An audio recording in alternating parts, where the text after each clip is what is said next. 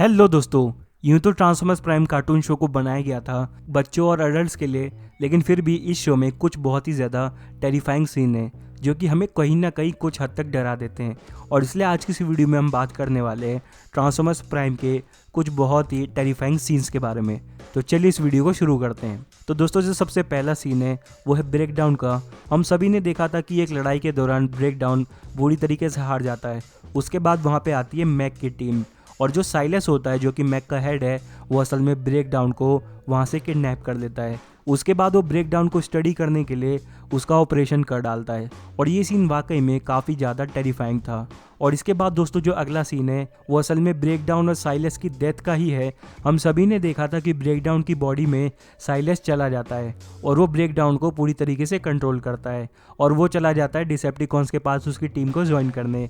लेकिन उल्टा मेगाट्रॉन उसी को बंदी बना लेता है और जो नॉकआउट है उस पर ऊट पटांग एक्सपेरिमेंट्स करने लग जाता है। और एक समय ऐसा आता है कि टॉर्चर सहते सहते साइलस की हालत ख़राब हो जाती है, और जब उसकी डेथ होती है तो अरेकनेड से कहता है कि थैंक यू, तुमने मुझे मार दिया।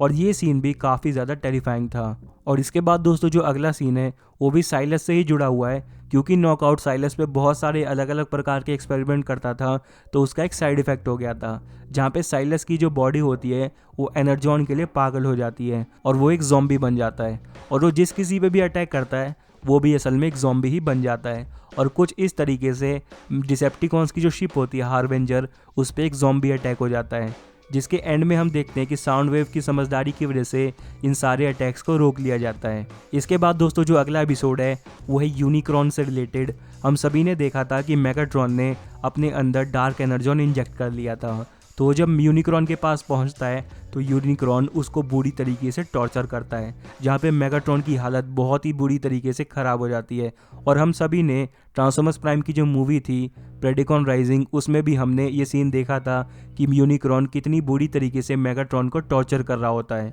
इसके बाद दोस्तों, जो अगला सीन आता है वो तब का है जब मेगाट्रॉन डार्क एनर्जॉन की मदद से अपनी मरी हुई आर्मी को दोबारा से ज़िंदा करता है, और वहाँ पे हम ज़ॉम्बी ट्रांसफॉर्मर्स को देख सकते हैं जिनका एक ही मकसद होता है मेगाट्रॉन की आज्ञा का पालन करना। और इसके बाद दोस्तों, जो अगला टेरिफाइंग सीन है वो असल में एक पास्ट सीक्वेंस है, जहाँ पे हमने देखा था कि आरसी जब अपने पास्ट को याद करती है तो उसे याद आता है कि किस तरीके से अरेकनेड ने उसके पार्टनर टेलगेट को मार दिया था।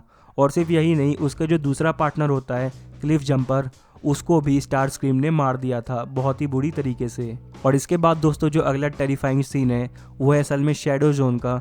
हमने एक एपिसोड में देखा था कि किस तरीके से तीनों ह्यूमन कैरेक्टर एक शैडो जोन में फंस जाते हैं, जहाँ पे ऑलरेडी एक ज़ॉम्बी स्काईक्विक घूम रहा है, और वो जो ज़ॉम्बी स्काईक्विक होता है वो उन तीनों के तीनों ह्यूमन कैरेक्टर्स पे अटैक कर देता है, और वो हर मुमकिन कोशिश करते हैं उससे बचने की।